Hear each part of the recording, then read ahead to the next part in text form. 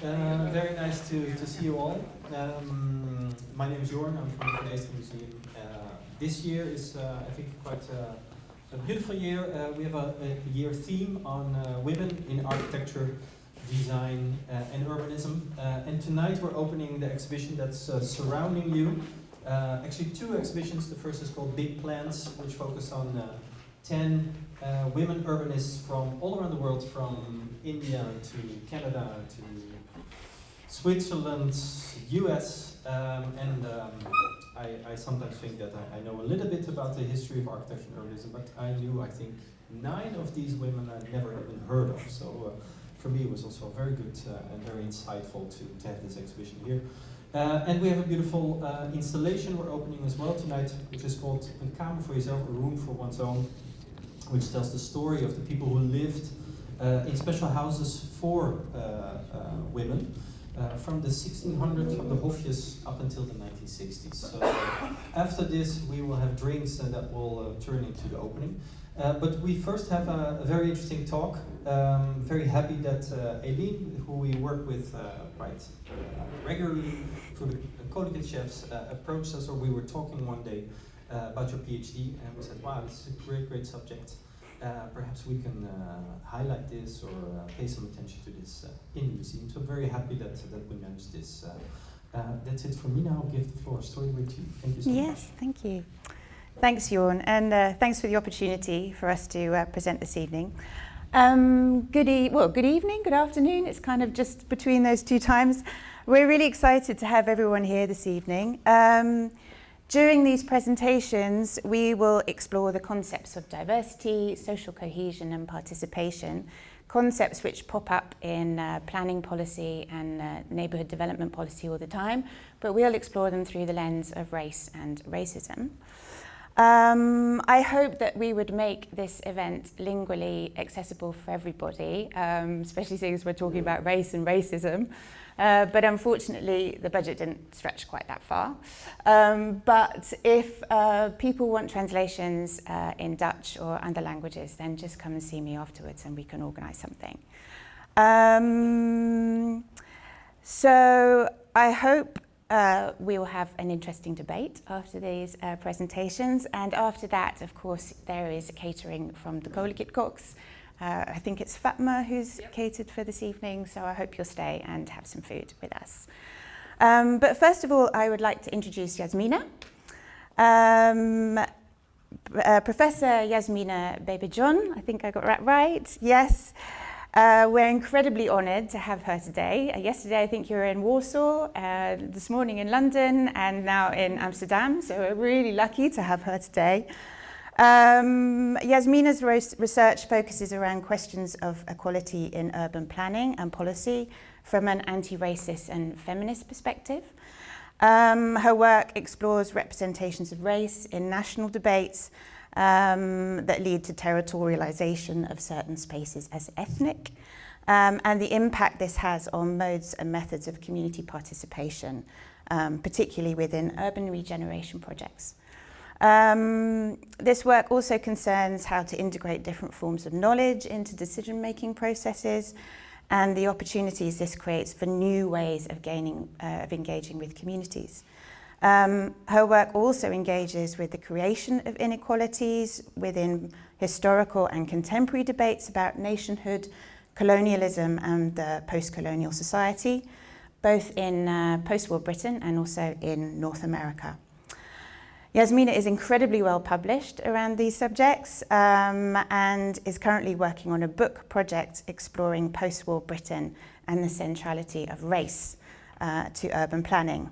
And as well as all this, you're also founding editor, I believe, of the Journal of Race, Ethnicity and the City. Following Yasmina, I will present my own research from my recently completed PhD. My research concerns the misalignment in meanings of community making between governing organisations, residents and third-party professionals within the context of a low-income neighbourhood. In response to my research, I founded the collegiate koks, who will be cooking for you this evening. And that's an organisation which trains and supports women out of welfare and into entrepreneurship. And additionally, I'm also founder of an ethnographic research consultancy, STAD O&O, working with organisations to identify how policy can potentially create and maintain inequalities. If you want to find out more about those, again, you can either approach my colleague Ellen about the Coley Kickbox or myself about STAD O&O afterwards. But first of all, I would like to hand the floor over to Yasmina.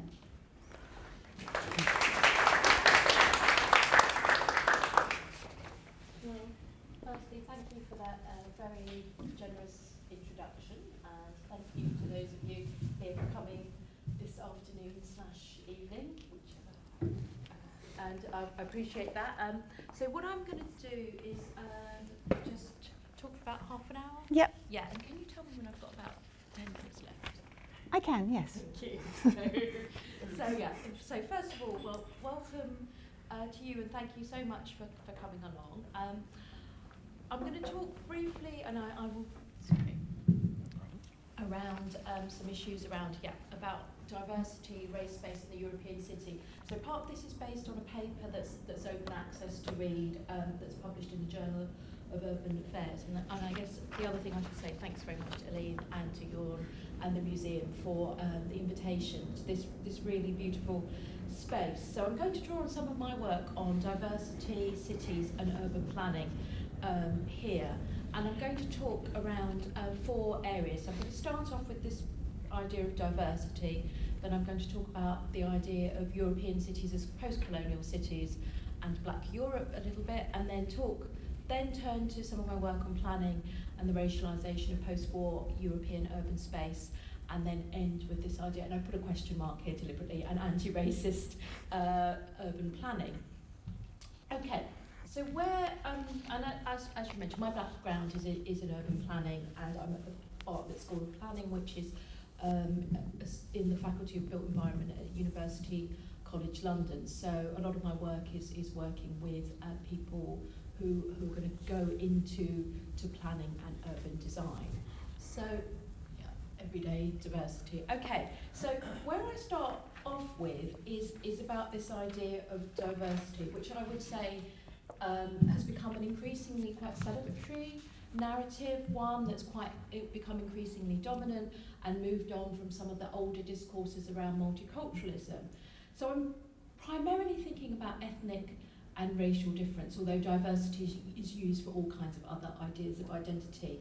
And it's a very ambiguous characterisation or categorisation, and it's threaded through with the idea of cities being welcoming and liberal. So lots of cities talk about their kind of sort of commitment to diversity, and I would include London and Amsterdam are 2 cities that do that. And they draw upon, but attempt in some ways to transform earlier ideas of state multiculturalism that were rejected by leaders such as Angela Merkel and David Cameron in the early 2010s as not working. And it's very specifically an idea of what state multiculturalism is, which I don't have time to talk about now, but which I would have said was kind of set up in some ways to not really be possible to work.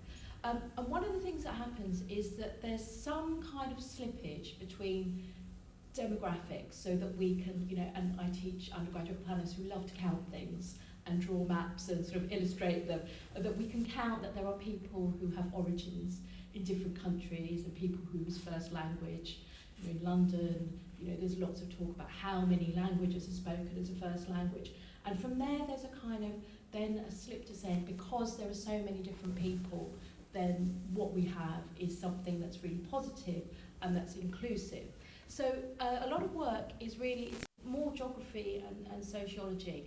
And it says because of this close proximity in urban areas that, as it says, about it's an unremarkable and it's something that we can navigate within in urban life.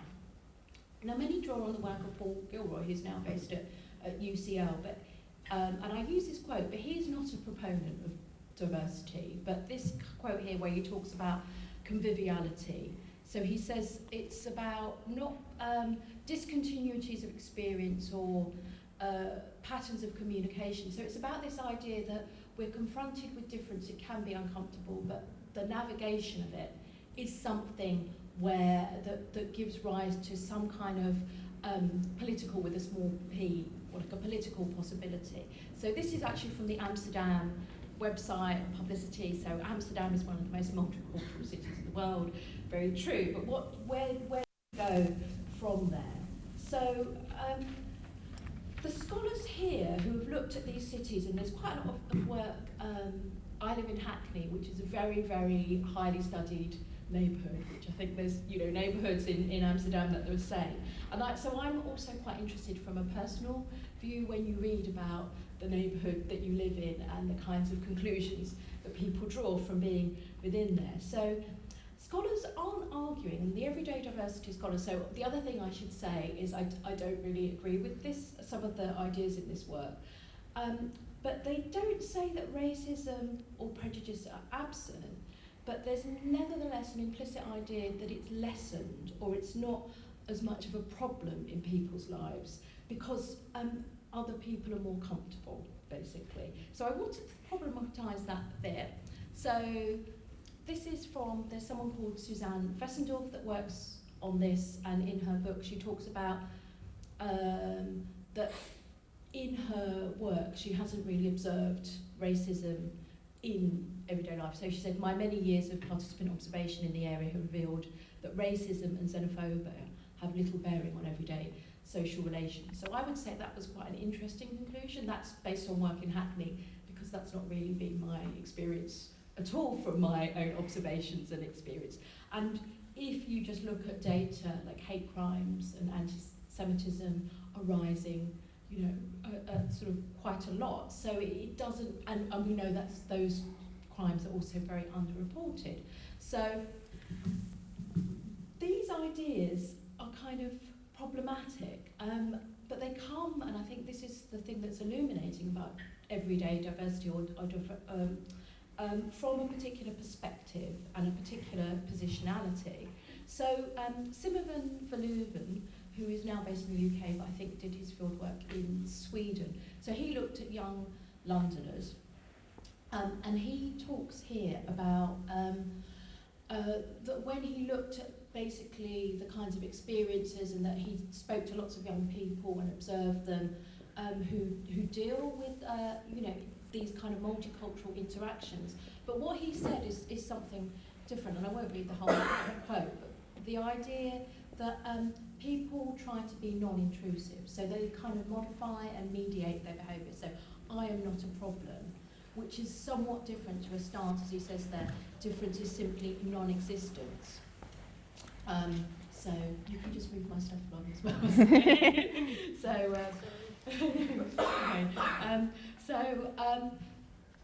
That's like one thing. And then Sarah Ahmed's work, you know, very sort of important feminist scholar. So she talks about diversity work. So it's a kind of form of labour that some people, it's unevenly distributed. Some people have to do more work in this kind of world. So you have to become willing to adjust to a world that does not accommodate you. She also writes about that just from the kind of perspective of women and feminism as well. And that she says as well that bodies can be experienced in this way as getting in the way when spaces are not made accessible to those bodies. And she also talks about that very much in the context of the university.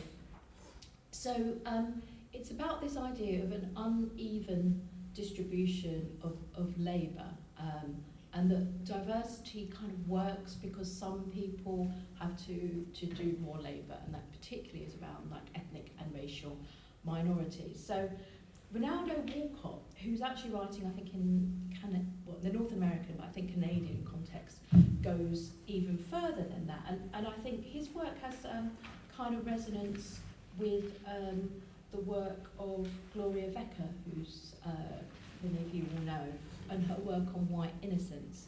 And he talks about this idea of lies, and he says more specifically, white people must collectively lie to themselves that the current organisation of human life is arranged to give us all access to what I shorthandedly call the good life, and that diversity will further enhance that.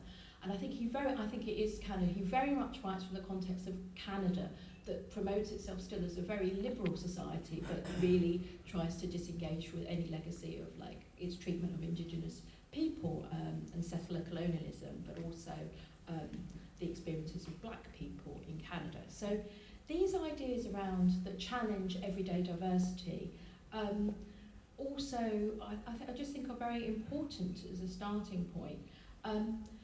And I'm not saying here that cities shouldn't talk about biodiversity. It's a kind of more sort of complicated point than that. And of course, you know, cities are places, as I will talk about, where most people from minorities live. So in the UK, over 98% approximately of British Bangladeshi people live in urban areas. And there are, you know, and London as a city is a 55% non-white British society or city. So, which I think is kind of interesting, but it's like more about the thing I'm interested in how does that relate to kind of post-war planning and sorting of people, and that makes people, you know, choose, but also creates certain kinds of urban relationships that mean that people live within cities. So in the UK, there was a lot of discourse around parallel lives and the idea that, particularly in northern parts of the UK, that people, England actually, that people were living in cities and towns, but they were not integrated, that they weren't actually engaged in this kind of everyday diversity. And I think this is sort of part of the issue, because diversity sort of speaks to this idea that it's a very nice concept, and if you don't want to be included in it, there's something really problematic about that. And I think that's kind of the kind of danger or problem, or a kind of, you could even talk about kind of violence in that kind of concept. And that this is really, you know, we all know that the far right has just resurged across Europe and other parts of the world, you know, in the Netherlands, but also in the UK in the recent elections. And these kinds of coalitions, I think, as well, between so-called liberal politicians and the far right, also are around a shifting ground, around, you know, the figure of the refugee, which is in the UK seems to take up an inordinate amount of political debate for something that, you know, is actually a very small political issue, or should be, but also in the figure of, in the UK and other countries, particularly around Islamophobia, about the idea of people that don't fit into some kind of notion of British society. So, and I know in sort of European type countries, there's this idea of native or non-native and non-Western that become particularly important. So Eline's very interesting work looks at that in more detail.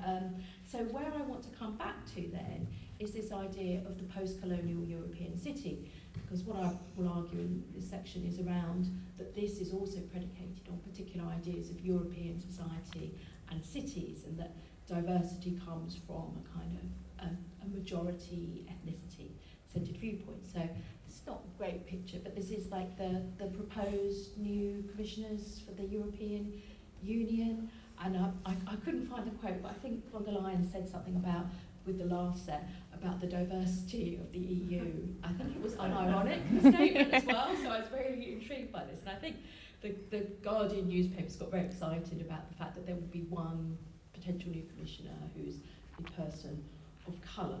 So this kind of idea of diversity in terms of land is very removed to the realities in terms of governance. And I know there's a very small percentage of MEPs who are from a minority background. I think it's something around less than 3%, when the population who would identify as kind of black or people of colour is about 10. And I know that's one of the things that went down quite considerably when the UK left the EU. We had a number of minority MEPs. Now, this picture here, for some reason the caption's gone missing, but this is from a Westminster tapestry from the 1500s, which has got, as you can see, a black trumpeter there. So this idea of black Europe, and this is something that's more kind of historians and sociologists, is an idea that they're working with, is really about, there's an acknowledgement that actually there weren't many black Europeans, but actually engaging with the idea of Europe and its interrelationship with the rest of the globe may make us sort of reframe ideas of what Europeanness means and who Europeans are. But the thing to really know, there has been a presence long before the post-war period. Elizabeth I, and I can't remember the year she reigned because I never really listened in the British history of kings and queens, actually had a decree to remove black people from London. So there were significant presence in those periods. So this idea is about the representation of the histories of Europe, but also the ways that direct and indirect relationships to colonialism also might be thought about, and what it might mean for understandings of ethnic or national identity. So the post-colonial scholar Deepesh Chakrabarty's book, Provincialising Europe, is very much written from that idea about decentering Europe that sees itself in many ways as a kind of not only just the centre of the world, but the centre of kinds of ideas of modern thought. And that's written from by an Indian scholar.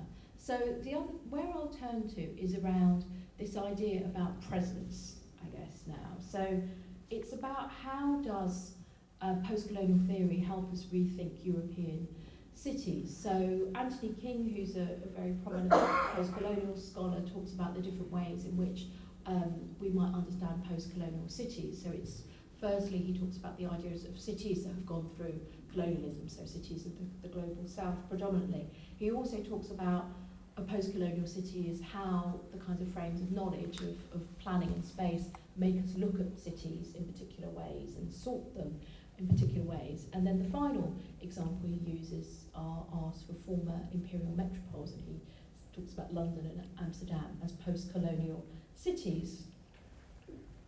And coming back to Paul Gilroy again, so this idea of the post-colonial city in the European context, so he particularly writes about London, but he's saying that, and he's making the point that London is a post-colonial city, so it's very important to analytically considering that way, but also that the way in which it's viewed, or people within it are viewed, he talks about the colonial culture, but that the kind of interest in different cultures, as he said, it's not necessarily produced a parallel love or even respect for the people that produce it. And I guess, you know, he wrote this, I think, in around 2006 and 9, and since then, ethnic and racial inequality and class inequality has increased considerably in cities such as London. So it's about this idea about thinking about what it might mean to be a post-colonial city, but also engaging with racism, essentially, and kinds of ideas of othering, so the idea of something outside the cultural norm.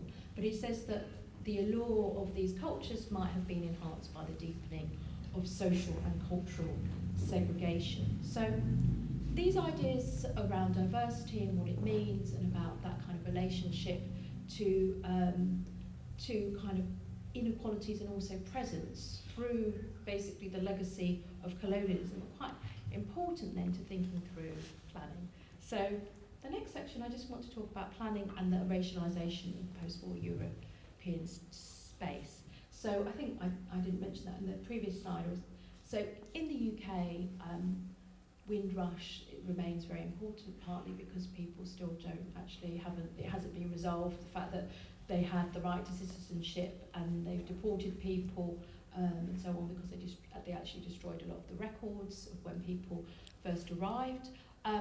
But that kind of moment, Windrush wasn't the first ship, but it's the one that's talked about the most in the post-war period, is a kind of really important point. It isn't the first arrival of black people and people of colour in the UK. There were already existing communities in the 18th and 19th century. But also through guest worker programmes and other programmes, it was really about how do we rebuild Europe in the aftermath of World War II. And you know, the condition in London and other European cities was pretty dire. There wasn't enough labour. In London, I think about 500,000 homes were destroyed, about 250,000 were severely damaged, and then another 1 288,000 were needed some repair, but there were also cities in the north of England like Hull that were extensively bombed during the Blitz, where out like about 100,000 or 90 to 100,000 homes, only 6,000 weren't damaged. So there was a tremendous need for labour, and it's very interesting. So I've started doing some archival work.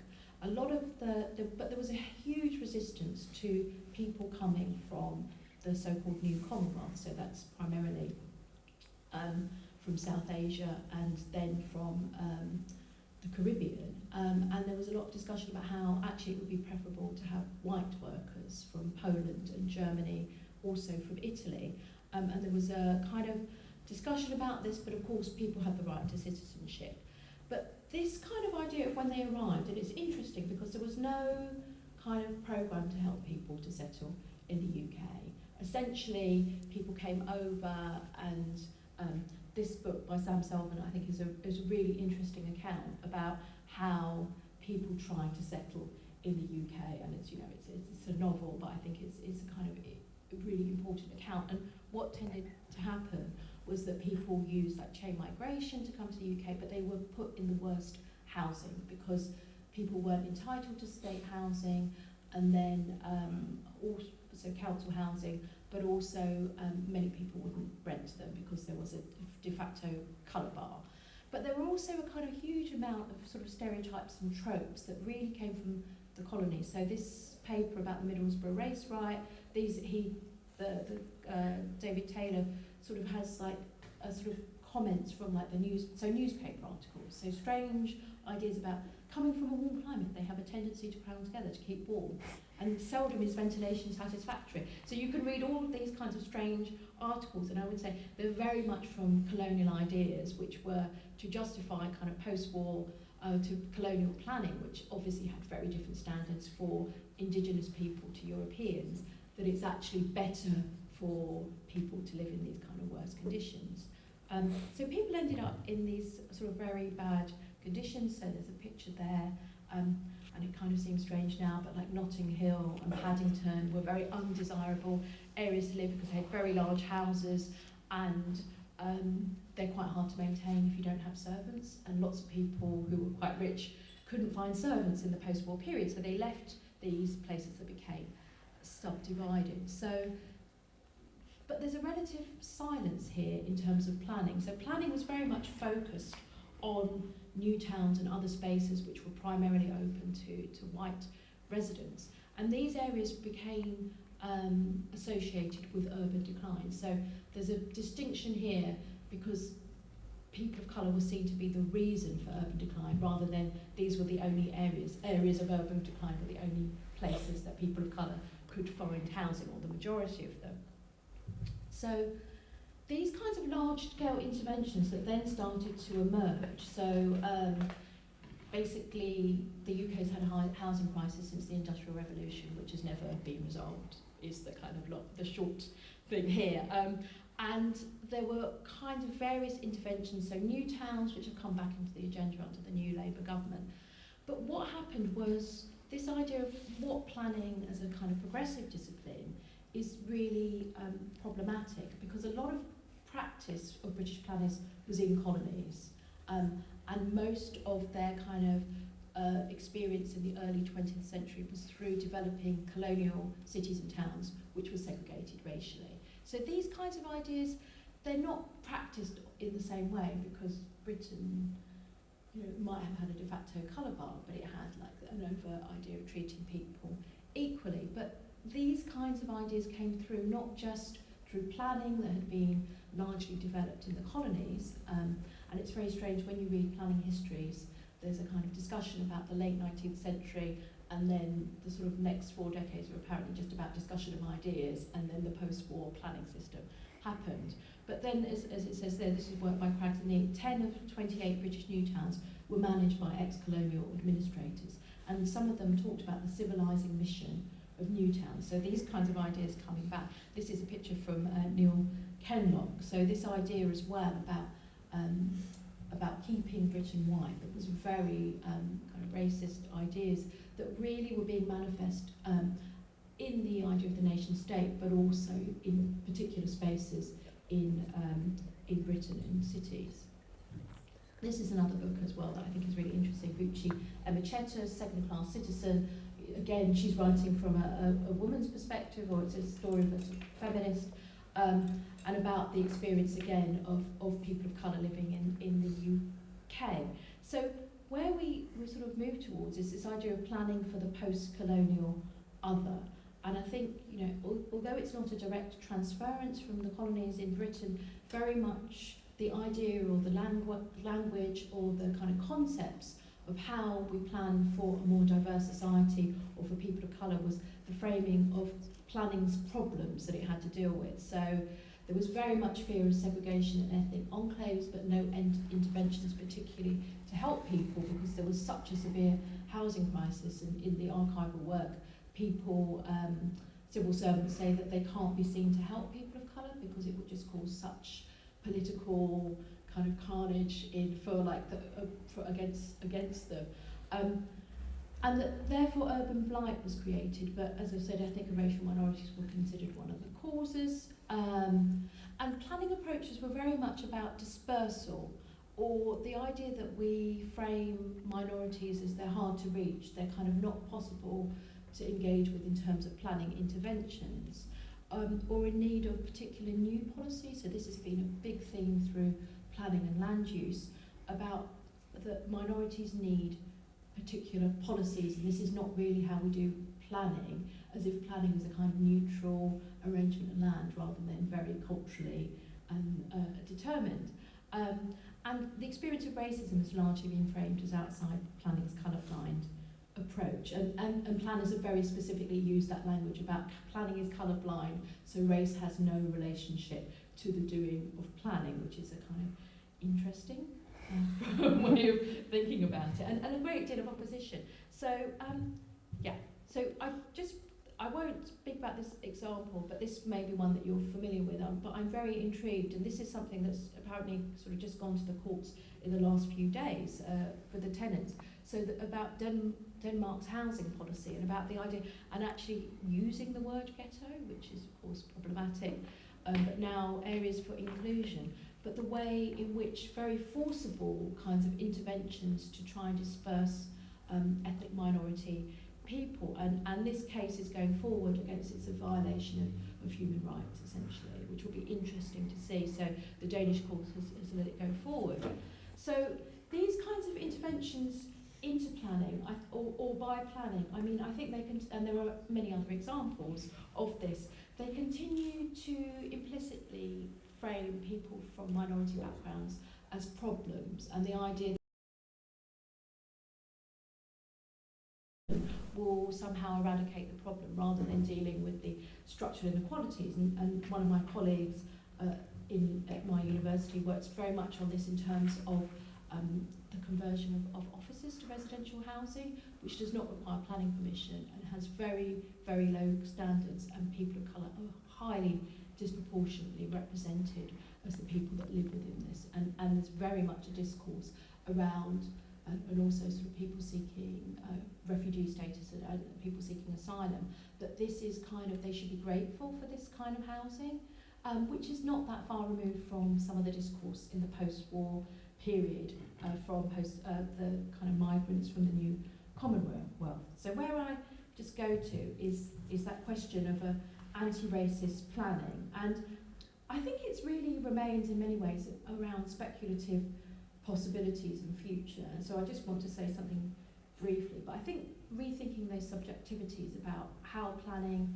takes on maybe some of the kind of state ways of thinking about difference, and maybe the importance of trying to reject that as well, and trying to dismantle that idea of everyday diversity in a very unreflective way, of thinking about what are the material practices and the differences that we all have in how we move and understand and inhabit everyday spaces of the city. And I think Black Lives Matter has been very important in doing that, in opening up a conversation and also making quite radical interventions in urban space, which absolutely, catalysed the UK government to say it would be a criminal offence to damage not just a statue but also anything around the statue, like flowers or so on.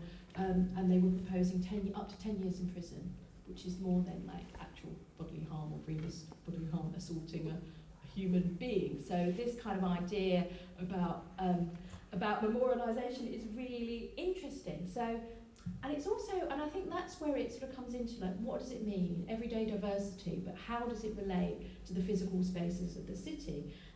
In the UK, they sort of claim, and other, other cities as well, the idea that when a statue is placed somewhere, that means that because someone decided to do that in the past, that it must stay there forever. And also that it's a marker of history, and if it's removed, then no one will remember that history, as if that's kind of the only kind of visible legibility.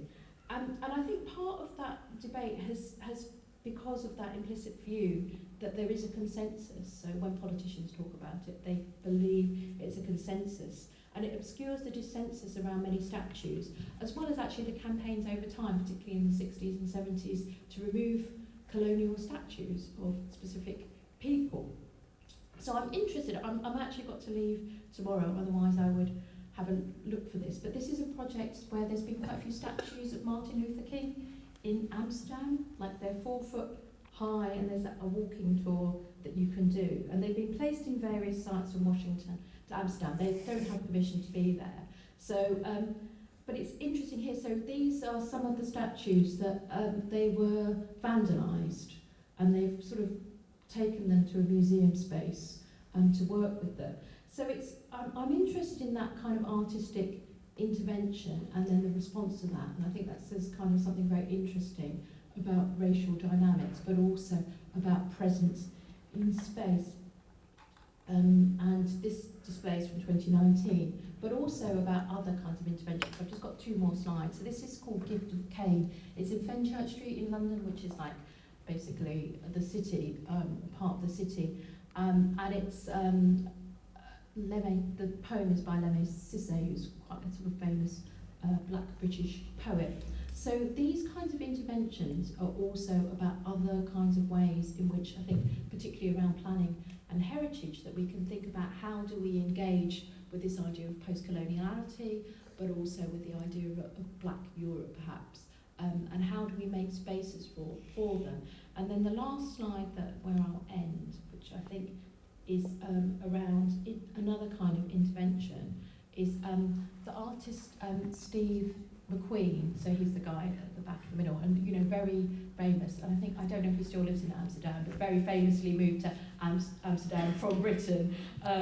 And he logistically, this sounds like a nightmare, because they took pictures of school children. They had to get permission from every parent or guardian of the children, and then they so all the schools that gave permission in London, they took a photo of them and the schools. It's a very nice project because all the school children went round to see their photo in the Tate, and it was a really lovely display.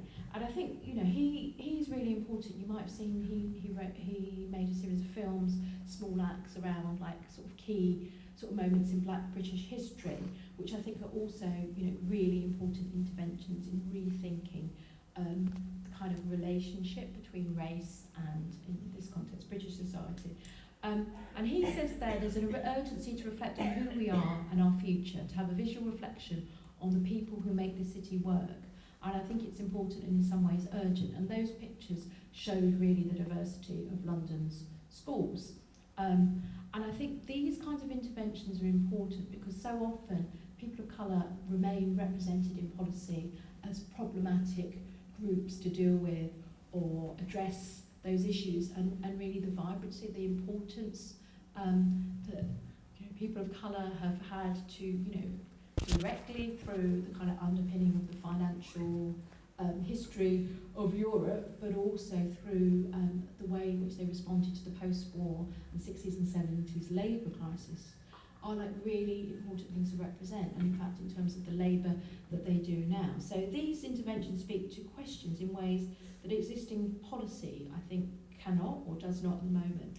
And where I'll end is just to say, is that I think some of these projects help us think about ways that planning could think more imaginatively, about the project of British or European post-colonial urbanism that attends to the legacy of coloniality and racism in remaking urban space.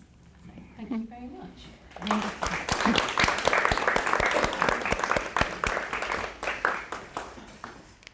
Okay. So thank you, Yasmina, for that. That's wonderful. Really interesting talk. Let's just escape from that.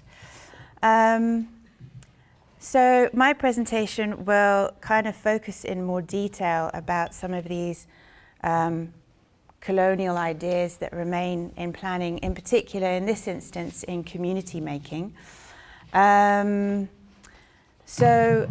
Just remove that, sorry.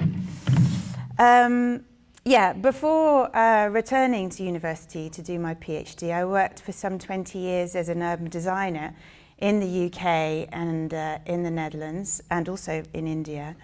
And since the late 1990s, I've been part of a shift from large-scale urban redevelopment and regeneration towards new urbanist approaches, which claim to really know how to rebuild community at a human scale.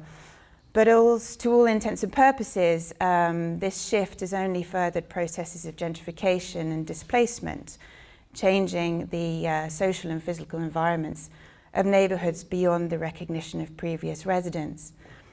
In reaction to this, I've also observed how new ways of community making or social placemaking have gathered place in recent years.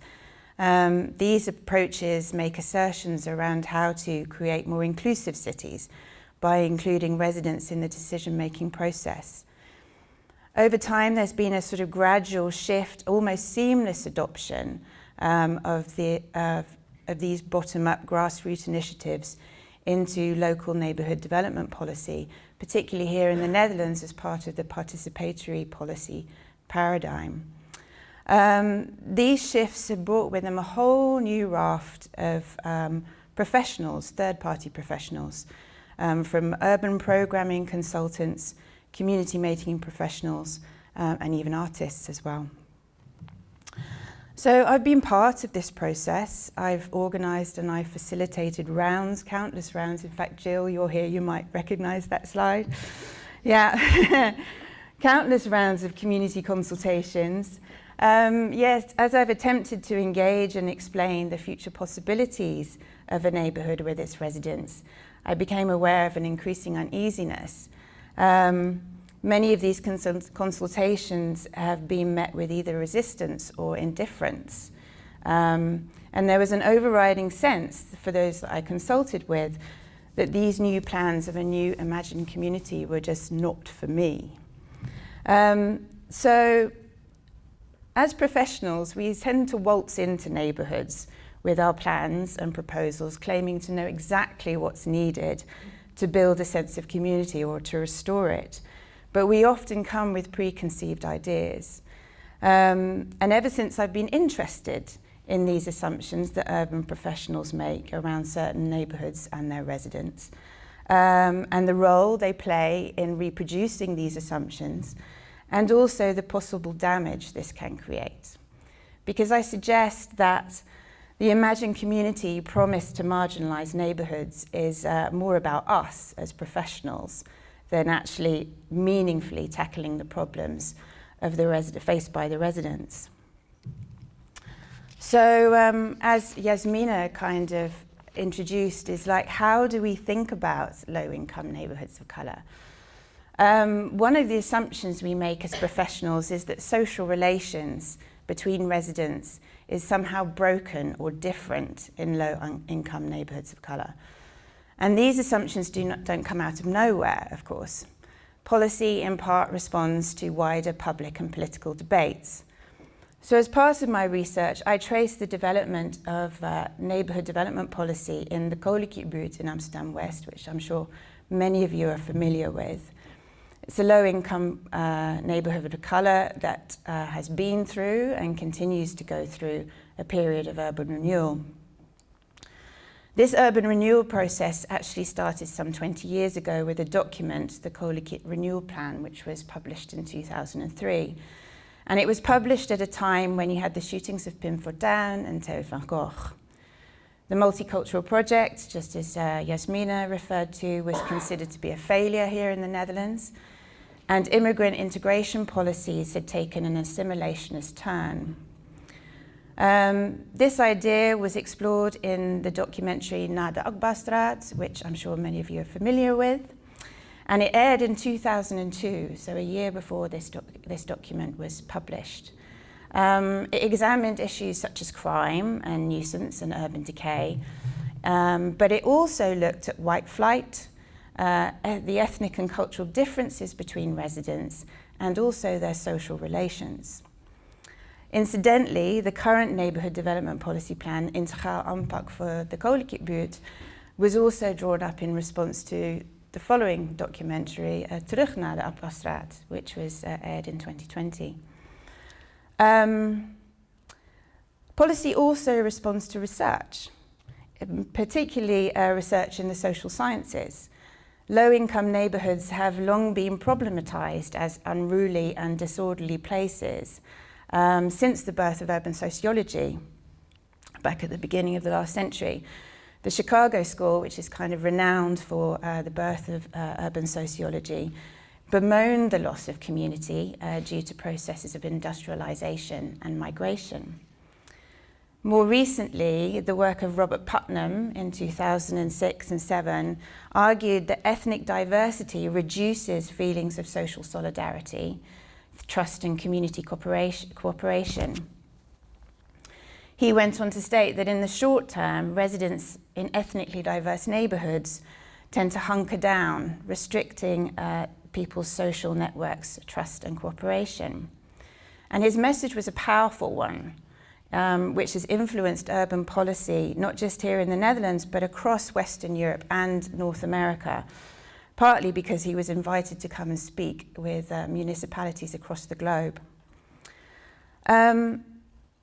In neighbourhood development policy, this put social cohesion high on the agenda, particularly in neighbourhoods where residents were thought to be living parallel lives, which we've talked about, disconnected from mainstream Dutch society.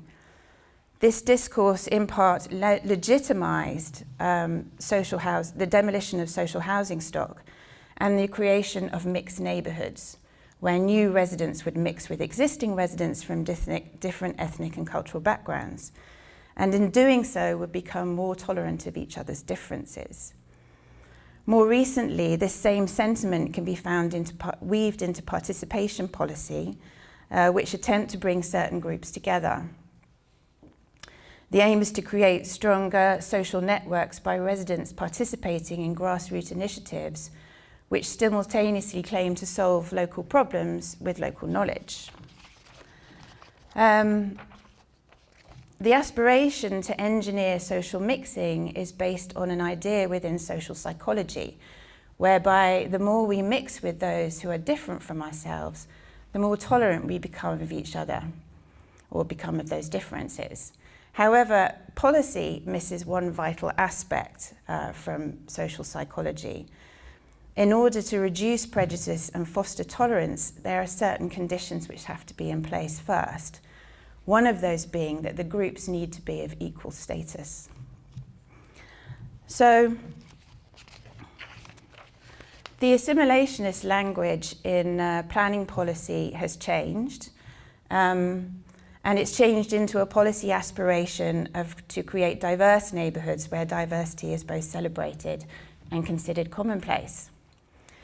However, social mixing approaches in neighbourhoods where there is thought to be a lack of social interaction poses a question: just who should be mixing with whom, or what is considered to be the right mix?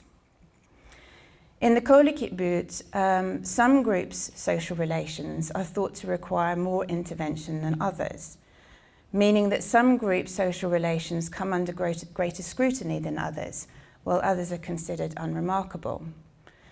Social relations, therefore, become a site of category making, weaving together essentialist notions around migrant culture, class, and their assumed shortcomings.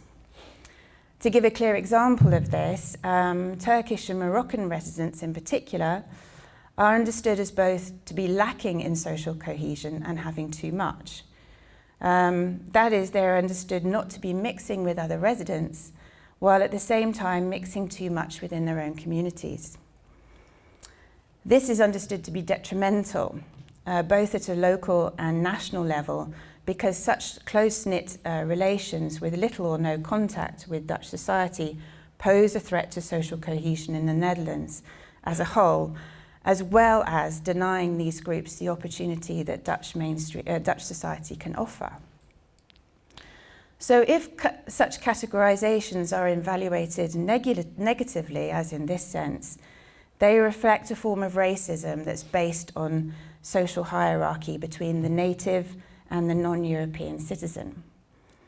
This social hierarchy is constructed through the narrative of modernity, moments that are claimed to have occurred in European or Western history, such as democracy or the Industrial Revolution, capitalism, these sort of things, have created this distinction where parts of the world are considered to be modern and developed, while other parts of the world are labelled as underdeveloped, developing, or distinctively unmodern. This has shaped a worldview which is distinctly Western or Eurocentric, and it is a worldview which constructs and maintains a relationship between the West and the other. And as such, it can be considered a relationship of domination.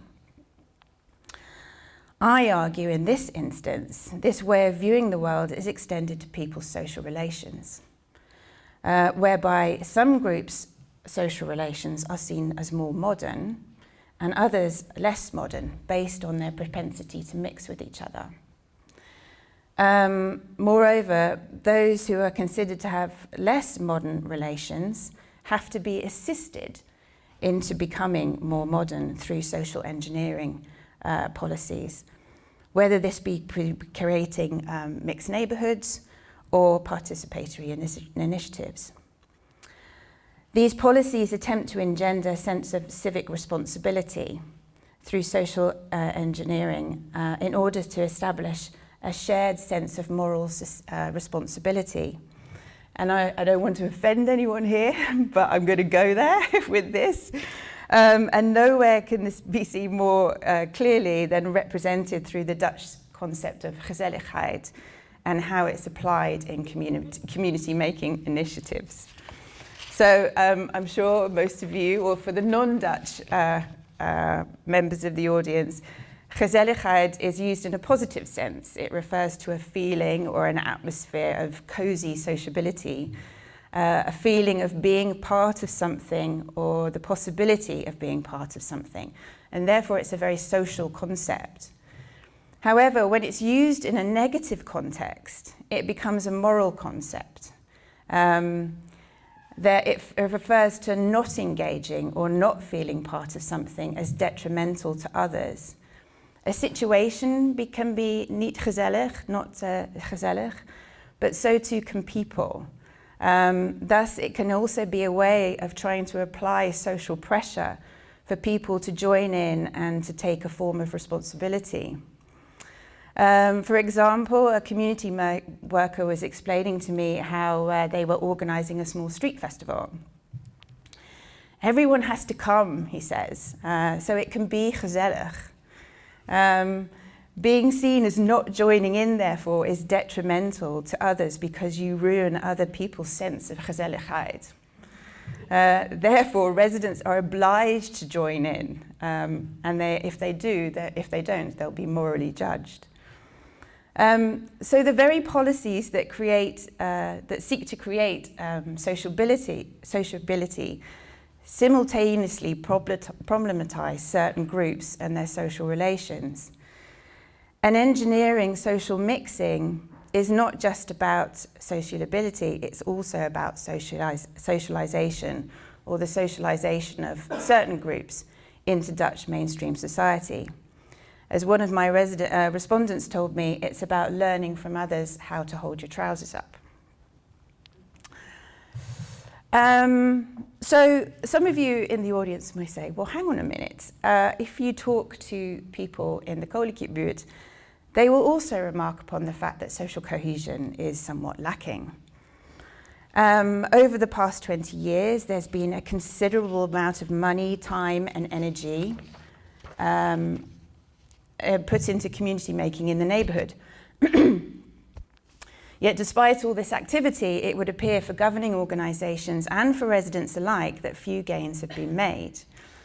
So when I was in the field and talking to lots of different people, I heard quotes such as, so much has changed, nobody has time for anybody anymore, or everyone knows everyone, but no one talks to anyone anymore.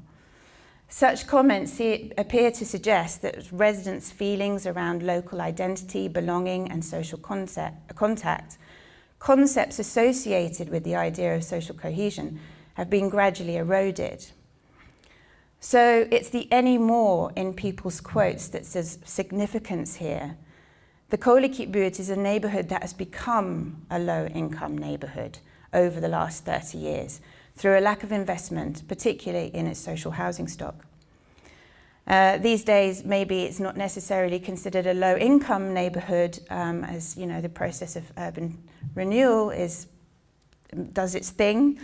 But it's certainly a neighbourhood where access to resources, such as affordable housing and the labour market, are not equally distributed across all its residents. And this means that for some social groups must contend with poor and unsafe housing, overcrowding, and high unemployment. To understand why residents felt a lack of social cohesion in the neighbourhood, I observed how arguments and disagreements between friends and neighbours arose in a community garden in the Kolikitbuurt. Many of these small arguments arose out of unfair distribution of resources, such as compost and seeds and tools and water. And also arguments arose over infringement over one another's privacy.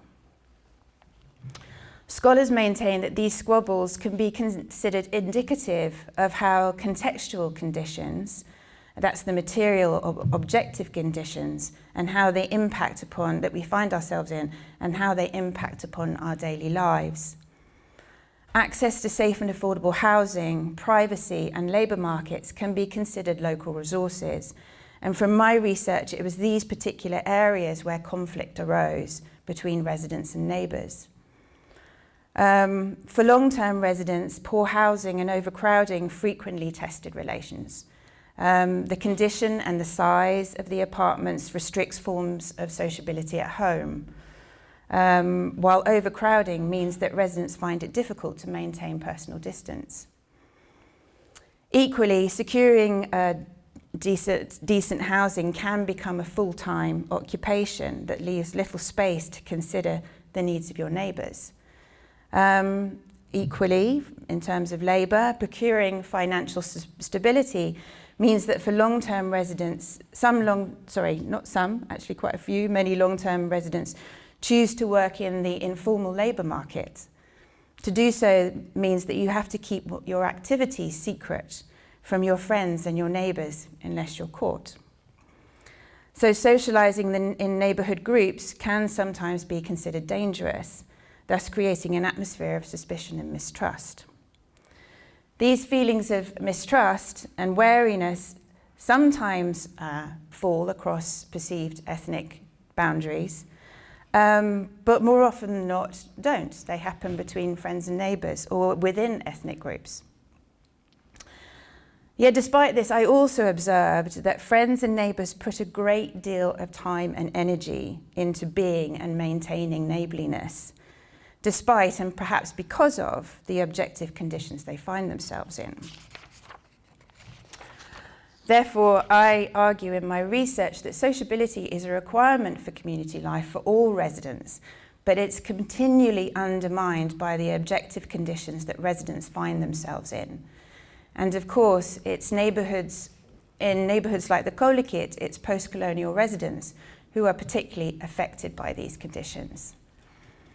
So there appears to be a misalignment between governing organisations community-making professionals and residents about what is required to build community in the koolkibuurt.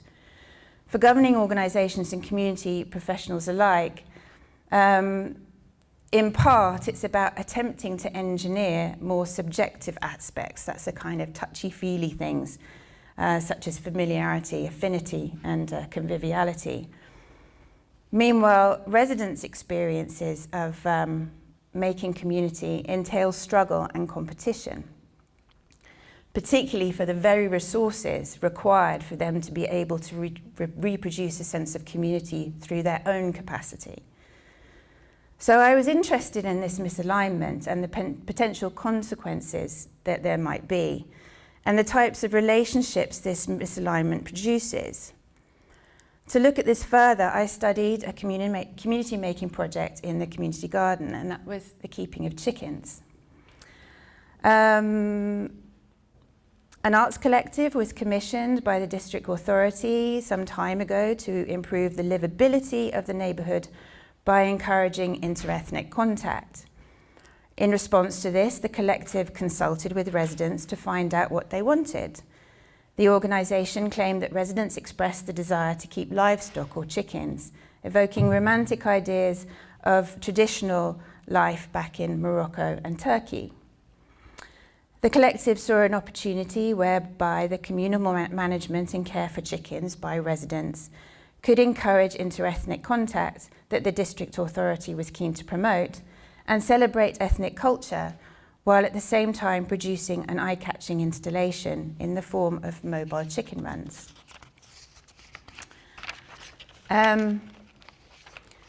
By the time I arrived to work with the collective as a volunteer in 2017, the project had been moved from a brownfield site in the neighbourhood to the community garden. The community garden itself is located in a courtyard, which you can see in the photo, of a social housing block, or a Beebeejaun, and it's overlooked by 2 housing blocks, and it's a locked space that even the residents themselves are not able to access. In talking with people in the field, many of the residents appreciated these green inner gardens because they provided some peace and quiet, and also some distance from one another in overcrowding. In housing blocks that were experiencing overcrowding. But once the community garden was established there, the gardeners were able to access the space with their own key, a move that not all the residents were happy with, because certainly for those living on the ground floor, this meant that people could look into their apartments. Although I wasn't present for how the community project first was initiated, I was present to witness how the chicken project came to an abrupt end. And this allowed me to empirically study such sort of community-making project.